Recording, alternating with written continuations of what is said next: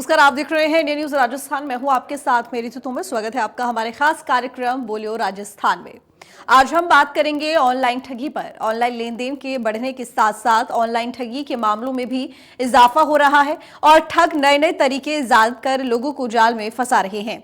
जागरूकता की तमाम कोशिशों और अलर्ट रहने की अपील के बावजूद लोग ऑनलाइन ठगी के शिकार होते जा रहे हैं। सबसे शर्मनाक ये है कि लालच के चक्कर में पढ़े लिखे लोग, समझदार लोग भी ठगी के जाल में फंस जाते हैं।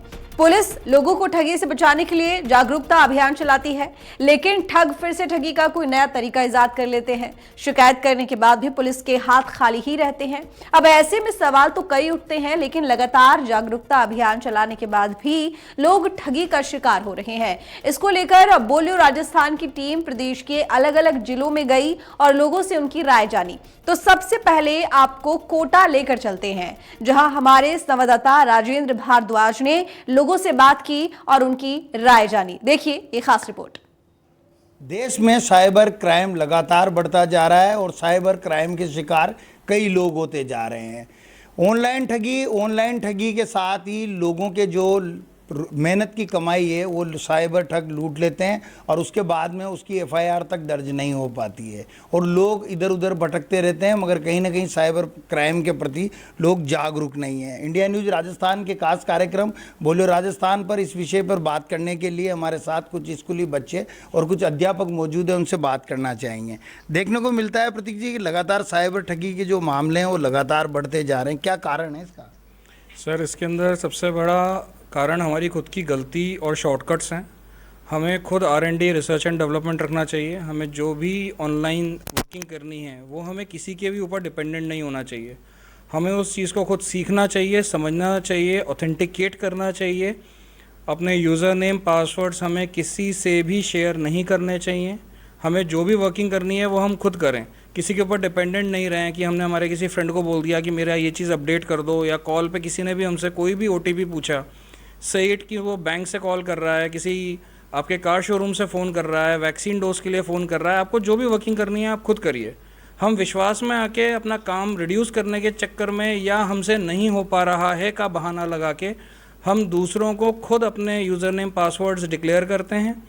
उससे वो लोग हमारे अकाउंट्स एक्सेस करते हैं, हम बैंकक्रप्ट होते हैं और फिर हम दूसरे पे ब्लेम करते हैं, जबकि गलती हमारी खुद की होती है। मैडम, 21वीं सदी है। 21वीं सदी में डिजिटलाइजेशन बहुत ज़्यादा हो रहा है, उससे के साथ ही साइबर क्राइम भी लगातार बढ़ता जा रहा है। क्या करें ऐसा जिससे साइबर क्राइम रुक सके? सर, एक्चुअल में इसके लिए क्या है, लोगों को एजुकेट होना ज़रूरी है। डिजिटलाइजेशन तो ज़रूरी है, समय के साथ हमको डिजिटल भी होना पड़ेगा, ठीक है, लेकिन इसके लिए एजुकेशन सबसे पहले कि यदि साइबर क्राइम हो रहा है तो उसको किस तरीके से रोका जा सकता है। अपना OTP जो भी आता है वो किसी के साथ शेयर ना करें। अपनी पर्सनल जो इंफॉर्मेशन है उसको आप सोशल साइट्स पे ना शेयर करें। तो इंसान को खुद को, मतलब जनता को खुद को ही, पब्लिक को ही अवेयर रहने की ज़रूरत है। बेटा, साइबर ठगी के कई मामले सामने आते हैं, क्या कुछ सोचते हैं? कई बार आपने भी सुना होगा कि किसी के बैंक अकाउंट से पैसे निकल गए, फिर बाद में वो पुलिस थाने के चक्कर काटता रहता है, क्या कुछ समझते हैं? OTP मांगते हैं हमसे, वो फ़ोन करते हैं कि है ना आपको लॉटरी लगी है, आप OTP दे दीजिए, आपको आपके अकाउंट में पैसे आ जाएंगे। लेकिन जब हम उन्हें OTP देते हैं तो है ना हमारे अकाउंट बैलेंस की सारी डिटेल्स उनके पास चली जाती है और अकाउंट की सारी डिटेल जाने से उनकी मतलब अकाउंट में से सारी मनी सब चला जाता है। बिल्कुल मैडम, जिस तरह से साइबर ठग लगातार बढ़ता जा रहा है, क्या राजस्थान पुलिस में साइबर ठगी को रोकने के लिए कुछ इंतजाम लगता है कि आपको किया है? हाँ जी, क्योंकि अगर आपके साथ में कोई भी साइबर क्राइम होता है तो there is a cyber cell, तो आप वहाँ पे कंप्लेन कर सकते हैं। हर चीज़ का एक पॉजिटिव और एक नेगेटिव एस्पेक्ट होता है। तो आजकल इंटरनेट डिजिटल बहुत ज़्यादा ज़रूरी है क्योंकि ये आपके डेवलपमेंट में हेल्प कर रहा है, पर इसके साथ में क्राइम भी बढ़ते जा रहे हैं। जैसे कि आजकल बच्चे कई गेम्स जो हैं वो प्ले करते हैं एंड वो ह्यूज अमाउंट लॉस करते हैं इसमें। प्लस इसके साथ में कई के लाइफ को भी काफ़ी इफ़ेक्ट हो रहा है। तो हमें साइबर क्राइम को सपोर्ट नहीं करना चाहिए, अलर्टनेस होनी चाहिए, अवेयरनेस होनी चाहिए, हमें हमारी पर्सनल इन्फॉर्मेशन नहीं शेयर करनी चाहिए। एंड हमें ग्रीडीनेस की वजह से कई बार हम लालच में आ जाते हैं और इस वजह से हम हमारा ह्यूज अमाउंट लॉस कर देते हैं। तो हमें लालच में ना आना चाहिए और ऐसे वेबसाइट को हमें लिंक नहीं करना चाहिए। राजस्थान में साइबर अपराध लगातार बढ़ता जा रहा है मैडम, क्या कुछ करना चाहिए जिससे कम से भी कम लोग साइबर अपराध से बच सकें? सर इस समय हमारा डिजिटल युग है इस समय, और हम हर एक चीज़ ऑनलाइन यूज़ कर रहे हैं, ऑनलाइन ट्रांजैक्शंस कर रहे हैं हम सब। तो सर और ऑनलाइन क्राइम भी बहुत ज़्यादा बढ़ चुके हैं। जैसे जैसे डिजिटल युग आ गया तो क्राइम्स बहुत ज़्यादा बढ़ गए। लेकिन जो हमारी जो पुलिस विभाग है, जो उन्होंने इस तरह से एक सेल बनाया है जो ऑनलाइन ठगी इस पे ही है। और सर उसमें ये होता है कि आप डिजिटल फुटप्रिंट्स के आधार पर आप जो भी क्रिमिनल होता है उसको डिजिटल फुटप्रिंट के आधार पर आजकल ट्रेस कर लिया जाता है। आजकल ऐसे बहुत से सॉफ्टवेयर्स आ गए हैं जिसके थ्रू ऑनलाइन ठगी जो होती है हम उसके लिए पहले से अवेयर होते हैं, और अगर हमारे साथ ऑनलाइन ठगी हो भी गई है तो विद इन 24 आवर्स अगर हम बैंक को इन्फॉर्मेशन दे देते हैं तो वो ऑनलाइन ठगी भी हमारी मतलब हमारे जितने भी अमाउंट डिडक्ट हुआ है वो हमें वापस से रिकवर हो जाता है। तो सर डिजिटल युग है, ऑनलाइन ट्रांजेक्शन हम लोग यूज़ करेंगे लेकिन स्मार्टली यूज़ करना पड़ेगा। और जितने भी ऑनलाइन ठगी है इसके लिए भी गवर्नमेंट ने बहुत अच्छे सॉफ्टवेयर्स बनाए हैं, बहुत अच्छे रूल्स ऐसे बनाए हैं जिसके थ्रू हम किसी भी क्रिमिनल को ईजिली ट्रेस कर सकते हैं। ऑनलाइन ठगी को रोकने के लिए, जागरूकता के लिए मैडम कोई और भी अभियान चलाना चाहिए सरकारों को, चाहे पुलिस प्रशासन को? जैसे कि गवर्नमेंट वैसे तो बीच बीच में कई सारे प्रोग्राम ऑर्गेनाइज करते हैं। आप देखिए कि कोई भी मैसेज है, हर दिन हमारे मोबाइल में एक मैसेज ज़रूर फ्लैश करता है गवर्नमेंट ऑफ राजस्थान की तरफ से कि आप लोग अपना कोई भी पर्सनल इन्फॉर्मेशन जो है वो शेयर ना करें, किसी को अपना OTP ना बताएं। न्यूज़ में भी, न्यूज़ टाइम पे भी या नेशनल TV चैनल्स पे भी हम लोग देखते हैं कि बीच बीच में कई बार गवर्नमेंट जो है अपनी तरफ से फ्लैशेस देता है कि आप कभी भी, जैसे कोई सीन भी दिखाते हैं या कोई चीज़, कोई इवेंट भी अगर वो शेयर कर रहे होते हैं तब भी वो फ्लैश करते हैं कि आपको सबसे पहले अपनी कोई भी पर्सनल इन्फॉर्मेशन किसी भी कंडीशन में किसी के साथ शेयर नहीं करें जब तक मतलब आपको पूरा उस पर R&D नहीं किया हुआ, पूरा आपने उसको कंफर्म नहीं हो जाए कि जो आप इन्फॉर्मेशन जिसको दे रहे हैं वो सही है या नहीं। कई बार मैडम देखा गया है नेशनल टेलीविज़न पे कई तरह के विज्ञापन आते हैं, उनमें ये कह के बात झाड़ ली जाती है कि इसमें वित्तीय जोखिम शामिल है, इन गेमों का उपयोग ना करें, अपनी समझ के अनुसार खेलें। उन गेमों के अनुसार भी कई साइबर क्राइम सक्रिय हैं और साइबर ठगी हो रही है। तो क्या मैडम इस तरह के विज्ञापनों को बैन करना चाहिए और साइबर ठगी को रोकने के लिए किस तरह के कदम और उठाने चाहिए? सर इस तरह की जो भी ऐड आती हैं कि आप वित्तीय जोखिम से बचें, तो ये एक अवेयरनेस है, हमें अवेयर रहना चाहिए। और न्यूज़ चैनल के अंदर, मोबाइल फ़ोन्स के अंदर टाइम टू टाइम ये मैसेजेस आते हैं। ये हमको डिजिटल युग में हमें स्मार्ट होना पड़ेगा और हमें अपने जो पर्सनल डिटेल्स है उनको सावधानी पूर्वक हम शेयर करें। हम जो है अपने फ्रेंड्स को या किसी अननोन पर्सन के साथ में हम अपने जो OTP वगैरह जो है वो हम नहीं शेयर करें, क्योंकि बैंक खुद भी एक जनहितार्थ एक टैगलाइन देती है कि बैंक कभी भी किसी से उसके OTP वगैरह नहीं मांगते हैं। तो हमें इन चीज़ों का ध्यान रखना चाहिए। यदि साइबर अभी जो है हम लोग डिजिटल युग के अंदर इतना इजीली सब कुछ वर्क कर पाते हैं, घर बैठे हम ट्रांजैक्शन कर रहे हैं, तो हमें उस स्मार्टनेस के साथ में हमें ये सारी चीज़ें करनी चाहिए। और टाइम टू टाइम जो भी इस तरह के मैसेजेस जो आते हैं उनको हमें फॉलो करना चाहिए ताकि हम जोखिम से बच सकें। साइबर ठग काफ़ी सक्रिय हैं और साइबर ठगी के साथ साथ साइबर अपराध भी लगातार बढ़ता जा रहा है। एक सबसे बड़ा क्वेश्चन ये उठता है कि कहीं ना कहीं जो साइबर ठगी होती है, साइबर ठगी के बाद में क्या पुलिस प्रशासन पूरी तरह से कोऑपरेट करता है उन लोगों को? जी हाँ सर, मेरे हिसाब से, मेरे पॉइंट ऑफ व्यू से पुलिस काफ़ी, हमारी जो इंडियन पुलिस है काफ़ी सक्रिय है। और आजकल ऐसे कई सॉफ्टवेयर्स भी, हमारी पुलिस भी अपडेटेड है, पुलिस भी हमारी मॉडर्नाइज्ड है, टेक्नोलॉजी हमारे पास काफ़ी अच्छी है और किसी भी क्राइम को ट्रेस करना आज इजी हो गया है। पुलिस डिपार्टमेंट ने भी इस तरह के कई सॉफ्टवेयर डेवलप करे हैं जिससे कि हम किसी भी क्रिमिनल को, किसी भी ऑनलाइन ठगी को हम ईज़िली उसको हम ट्रैक कर सकते हैं, क्रिमिनल तक हम पहुंच सकते हैं। तो जागरूकता इसके बारे में हमें और फैलाने की आवश्यकता है, अपने आप को अपडेट करने की आवश्यकता है। टेक्नोलॉजी है, मॉडर्न वर्ल्ड है और हर चीज़ के सर प्रोज एंड कॉन्स सबके होते हैं। तो ये तो साइंस है, टेक्नोलॉजी है, इसके भी अपने प्रोज हैं, कॉन्स हैं और हमें अपने आप को अपडेट करने की ज़रूरत है। जो भी हम ऑनलाइन ट्रांजैक्शन वगैरह करते हैं उसमें हमें अपने आप को उसकी पूरी नॉलेज हमारे पास होनी चाहिए। और रिजर्व बैंक ऑफ इंडिया जो गाइडलाइंस हमें देता है उसके बारे में भी हमें जागरूक होने की आवश्यकता है, उनको फॉलो करने की आवश्यकता है। ऑनलाइन ठगी के कई मामले बढ़ते जा रहे हैं और ऑनलाइन ठगी के मामलों को रोकने के लिए पुलिस भी लगातार सतर्क है, मगर कहीं ना कहीं लोगों को जागरूक रहना पड़ेगा। लोग यदि जागरूक होंगे तो कहीं ना कहीं साइबर क्राइम पर लगाम लग पाएगी। कैमरामैन विक्रम सिंह चौहान के साथ राजेंद्र भारद्वाज, इंडिया न्यूज़, कोटा। तो बीकानेर से हमारे संवाददाता भवानी जोशी ने लोगों से खास बातचीत की है, क्या कुछ कहना है उनका, सुनिए। आम आदमी की गाड़ी कमाई पर जो है कुछ लोग जो है ठगी के माध्यम से, ऑनलाइन ठगी के माध्यम से उनको ठगा गया है और ठगा जा रहा है। और इस जो ठगी, ऑनलाइन ठगी की किस तरह से रोका जाना चाहिए, ऑनलाइन ठगी पर किस तरह से लगाम कसनी चाहिए, हमारे साथ कुछ नेता है, बात करते हैं। ऑनलाइन ठगी को रोकने किस तरह से प्रयास किया जाना चाहिए? ऑनलाइन ठगी को कई प्रकार से रोका जा सकता है। सबसे पहले हम जो पासवर्ड रखते हैं वो पासवर्ड में हम न्यूमेरिक नंबर भी रखें, अल्फ़ाबेट भी रखें और जो सिंबल्स होते हैं उसको भी हम साथ ही साथ रखें। उसके बाद में जो OTP या पासवर्ड है वो हम डिजिटल फॉर्मेट में या व्हाट्सएप में कहीं ना रखें, उसको हम कॉपी में या लॉकर में सेव करके रख लें। एक ये रास्ता हम अपना सकते हैं और OTP कभी भी नहीं शेयर करना है। ऑनलाइन ठगी हो रही है, जिससे लोग ठगे जा रहे हैं, उसको रोकने किस तरह से प्रयास किया जाए? अपनी कोई भी जो भी डाटा है वो किसी को शेयर मत करें, जो OTP है किसी को बताइए मत, और अपने जो भी डॉक्यूमेंट हो किसी को शेयर मत कीजिए, और किसी को OTP हो कुछ भी। और फोन पे में आज ठगी बहुत हो रही है। क्या वो हैं और ऑनलाइन ठगी हो रही है, जो पेंशनधारी है या दूसरे लोग हैं वो ठगे जा रहे हैं, उसको रोकने किस तरह से प्रयास होना चाहिए और सरकार को क्या कदम उठाना चाहिए? सरकार के हिसाब से तो सरकार को एक हेल्पलाइन नंबर जारी करना चाहिए कि कुछ ठगी हो तो उसमें रोक टोक और कैसे हो उसके लिए। और दूसरा ये है कि सबसे बड़ा हम अपने आधार कार्ड और ये किसी को भी फॉरवर्ड कर देते हैं व्हाट्सएप पे, तो उसका हमें ध्यान रखना चाहिए जिससे वो अपने OTP का और अपने आधार कार्ड का ध्यान रखें। आप क्या मानते हैं ऑनलाइन ठगी को रोकने? अगर किसी अननोन पर्सन का फ़ोन आता है आपके फ़ोन पर और आपसे OTP अगर मांगते हैं तो OTP जारी ना करें, दें ना। और ऐसा कोई फ़ोन आता है तो तुरंत पुलिस प्रशासन को अवगत कराएं।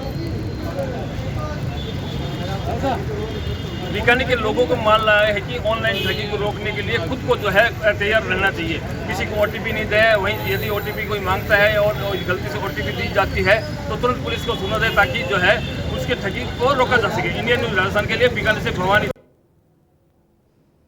अजमेर से भी हमारे संवाददाता जावेद खान ने लोगों से खास बात की है, देखिए रिपोर्ट। जिस तरह देखा जा रहा है कि जैसे जैसे देश तरक्की कर रहा है, जैसे जैसे संसाधनों की सुविधाएं बढ़ रही हैं, उस वैसे वैसे ही क्राइम भी बढ़ता चला जा रहा है। आज के इस दौर के अंदर जिस तरीके से मोबाइल के द्वारा जो ठगियां हो रही हैं, ऑनलाइन जो ठगी हो रही है, लोग बहुत परेशान हो रहे हैं, समझ नहीं पाते हैं कि बैंक से कॉल आ रहा है या कहीं और से कॉल आ रहा है या कोई हकीकत में उनसे ट्रांजैक्शन चाह रहा है या नहीं चाह रहा है। आदमी 1 मिनट के अंदर, कुछ सेकंड के अंदर ही उसके अकाउंट खाली, पूरे काले खाली हो जाते हैं। बहुत से लोग परेशान हो रहे हैं, पकड़े भी नहीं जाते हैं, कुछ लोग पकड़े जाते हैं, उन पर कार्रवाई होती नहीं है। अजमेर शहर के कुछ गणमान्य लोग मेरे साथ मौजूद हैं जिनसे इस बारे में हम खास बात करेंगे। इंडिया न्यूज़ में आपका स्वागत है। जिस तरह देखा जा रहा है कि ऑनलाइन ठगी बहुत ज़्यादा दिनों दिन बढ़ती ही चली जा रही है, लोग परेशान हो रहे हैं। ज़िंदगी भर की जमा पूंजी जो है पूरी ख़त्म हो जाती है चंद सेकंडों में। क्या कहेंगे इसके बारे में? आदरणीय पत्रकार महोदय, कि जैसा कि आप सबको ज्ञात है, कई सालों से ऑनलाइन प्रक्रिया चालू है इस देश के अंदर। इस ऑनलाइन प्रक्रिया से एक इंसान तो ठगा जा रहा है, और ऑनलाइन प्रक्रिया जो इन्होंने चालू करी है और जो आज के RBI गवर्नर कह लो या RBI के तहत बैंकों के थ्रू ये ऑनलाइन सुविधा है, मेरी नज़र में ये आज के टाइम को देखते हुए क्राइम इतना बढ़ रहा है कि ऑनलाइन ठगी हो रही है। कोई भी परचेसिंग करता है या कोई भी परचेसिंग पावर ऑनलाइन से करता है तो उसके खाते में से पैसे निकल जाते हैं। सवाल ये है कि इसकी जिम्मेदारी कौन लेगा? अगर कस्टमर बैंक में ऑनलाइन पैसा डलवाता है या ऑनलाइन निकलवाता है या फर्जी फ़ोन आता है बैंक का अधिकारी बन करके, तो ऐसे में वो कस्टमर बैंक का है वो किससे पूछे, अगर पूछता है तो उन्होंने ऑनलाइन जारी कर दिया है। मेरे ख्याल से एटीएम भी सिस्टम जो है ये भी बंद कर देना चाहिए, क्योंकि इस पर ओटीपी जो होता है और इसमें पैसे हैंक हो जाते हैं, मोबाइल के ज़रिए हैंक हो जाते हैं पैसे, और ये मैं इसको पूरा ही गलत मानता हूँ। कानून है लेकिन पुलिस प्रशासन भी कार्रवाई करता है, लेकिन ऐसे में वो पकड़े नहीं जाते क्राइम करने वाले, और कुछ बेरोजगारी इतनी बढ़ गई है कि लोग बाग क्राइम की ओर युवा पीढ़ी जा रही है और वो क्राइम ऑनलाइन ठगी कर रही है। आजकल इंजीनियर लोग बन रहे हैं, उसको लोग बाग गैंग बना करके और इससे पैसा ठगते हैं। किसी महिला से ओटीपी, आधार कार्ड वगैरह नंबर लेकर के जो खाते से जुड़े हुए हैं वो ले लेते हैं। ऐसे में मैं आरबीआई और सरकार से, केंद्र सरकार से अपील यही करूंगा कि मेरी नज़र में ये इसको बंद कर देना चाहिए। इसमें व्यापार भी ठगी हो रहे हैं, व्यापारी भी और कस्टमर भी ठगी हो रहे हैं। आने वाला समय ये एक घातक परिणाम लेके आएगा। जय हिंद, जय भारत। बिल्कुल सही बात है, क्योंकि एक ठगों का बहुत भारी ग्रोह है ऑनलाइन जो ठग कर रहे हैं। इनका ग्रोथ सिर्फ इसी पे काम करता है कि दिन भर में 25-30 लोगों को कॉल करते हैं और 25-30 लोगों में बहुत सारे लोग इसके शिकार हो जाते हैं, जो कि बेचारे दिन भर शिकायतें करते ही फिरते हैं, उनका कोई काम नहीं होता है। आप क्या कहेंगे इस बारे में? आदरणीय, सर्वप्रथम तो आपके चैनल के माध्यम से सभी देशवासियों को स्वतंत्रता दिवस की मैं हार्दिक शुभकामनाएं एवं बधाई देता हूँ। और जिस समय अमृत महोत्सव पूरे देश में मनाया जा रहा है और उसी समय हमें लगता है कि कहीं ना कहीं हमारे साथ ठगी हो रही है। ऑनलाइन ठगी का सबसे बड़ा कारण तो ये है कि देश में बढ़ती बेरोज़गारी, जो आज शिक्षित लोग हैं, जो शिक्षा के अंदर बहुत उच्च स्तर पर इंजीनियर बने हैं या डॉक्टर्स बने हैं या MBA करे हुए हैं या CS करे हुए हैं, उनको नौकरी नहीं है, तो वो कहीं ना कहीं गलत लाइन में जा रहे हैं, उतर रहे हैं। तो वो कहीं ना कहीं शिकार बनाते हैं महिलाओं को, बुज़ुर्गों को, जो इन चीज़ों से अननोन होते हैं, और उनको फ़ोन कॉल करके बोलते हैं कि आंटी हम आधार सेंटर से बोल रहे हैं या आंटी हम बैंक से बोल रहे हैं कि आपका OTP आया होगा, आप दीजिए, आपका आधार लिंक करना है, या बैंक से हम बोल रहे हैं तो बैंक में ये आपके कमी थी, कागज़ की KYC करनी है, तो आप या OTP भेजेंगे, हम OTP तो कहीं ना कहीं वो गलतफहमी में OTP भी दे देती है, तो कहीं ना कहीं लाखों रुपए उनके बैंक अकाउंट से भी उड़ जाते हैं, जो जमा पूंजी होती है या उनकी पेंशन्स होती है या उनकी मतलब किसी भी तरह से कमाई हुई एक पूंजी एक मुफ्त ऑनलाइन ठगी के तहत चले जाती है।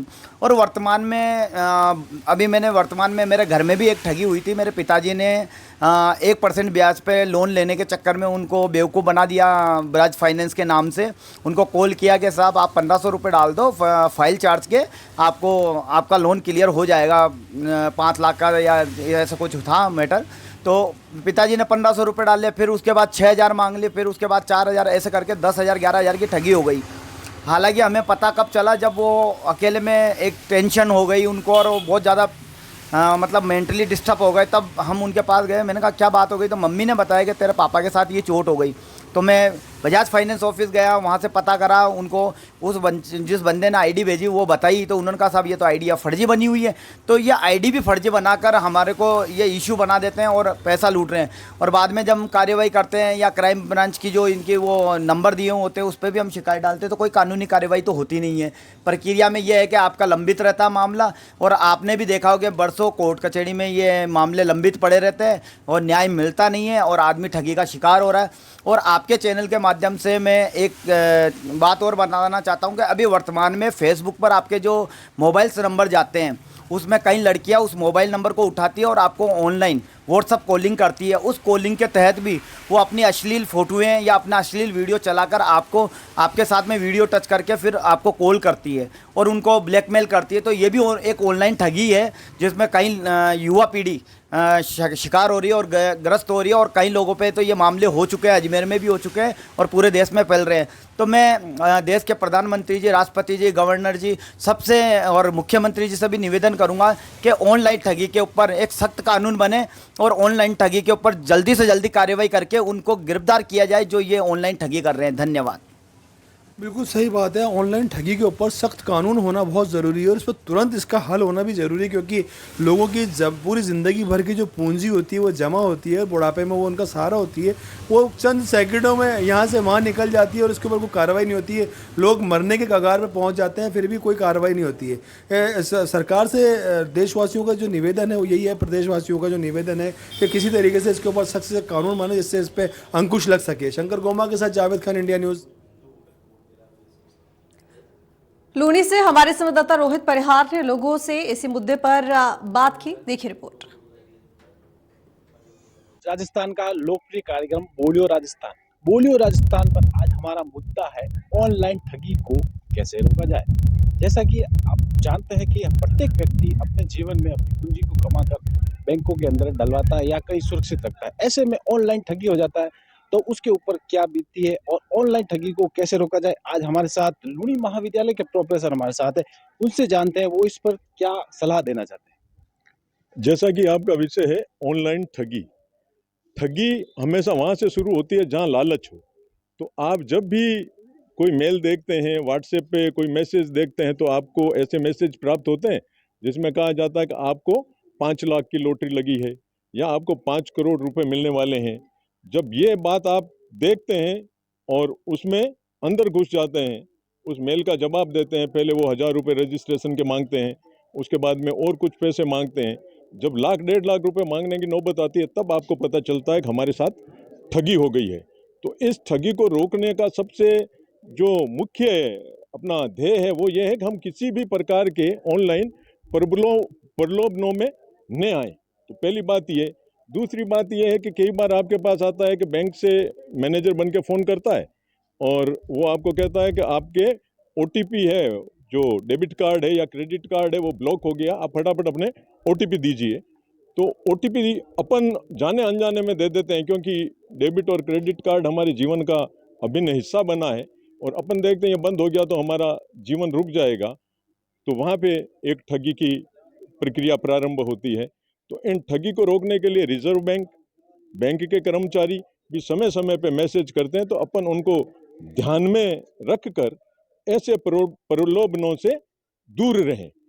टेक्निकली इस ठगी को कैसे रोका जा सकता है, मेरे महाविद्यालय के साथी अरविंद जी बताएंगे। अब हमारे साथ अरविंद जी हैं, उनसे बात करते हैं। ऑनलाइन ठगी का सबसे मेन कारण है कि लोग यूज टू नहीं है कि कैसे ऐप और वेबसाइट पर ऑनलाइन ट्रांजिशन कैसे करें। अधिकतर देखा है जैसे इंस्टीट्यूशन भी आगाह करते हैं कि जिस पर ग्रीन लॉक लगा हो उसी वेबसाइट पर ट्रांजिशन करना चाहिए। एक दूसरा कि अगर कोई लिंक आता है तो सिस्टम को देते हैं, जबकि सिस्टम फुल प्रूफ होता है। केवल जन जागरूक अभियान भी सरकार द्वारा चलाए जाते हैं जिसमें मेन यही मोटो रहता है कि ट्रांजिशन के समय पर अगर आपसे इस तरीके की इंफॉर्मेशन मांगता है या आपकी ID वेरिफिकेशन के लिए भी कॉल करता है। हमारे साथ प्रोफेसर लूनी राजकीय महाविद्यालय के, उन्होंने ये बताया है कि आप प्रलोभन में ना है, लालच में ना है। कहीं ना कहीं व्यक्ति लालच में आता है तभी ऑनलाइन ठगी का शिकार होता है। मैं साथी कैमरामैन के साथ रोहित परिहार, इंडिया न्यूज़ लूनी।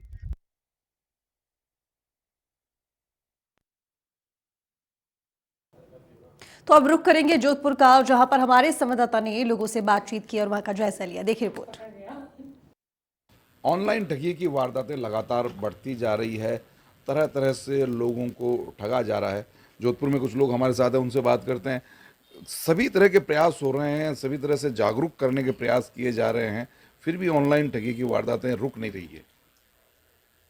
ऑनलाइन ठगी जिस तरीके से हो रही है, और 1-2 की घटनाएं नहीं, सैकड़ों घटनाएं आ पा रही है जो कि होनी चाहिए। आए दिन लोगों से किसी प्रकार के OTP पूछ के ठगी कर रहे हैं। कोई ऐसे उस ढंग से आपके जैसे परिवार के रिश्तेदारों को कॉल करके वो ब्लैकमेलिंग करते हैं कि हम आपको ये कर देंगे तो आप अगर हमारे को पैसा ट्रांसफ़र नहीं किया तो उस ढंग से भी ब्लैकमेलिंग बहुत दिन चौगनी रात चौगनी बढ़ती जा रही है। अगर कुछ समय बाद अगर ये लगेगा कि आम आदमी का पैसा बैंक में 100% सेफ़ नहीं रहेगा कि वो पैसा बैंक में रखे या नहीं रखे, क्योंकि इतनी ऑनलाइन ठगी होगी तो आदमी ये सोचेगा कि मैं कहीं और रखूं जिससे मैं पूरा सेफ रह सकूं।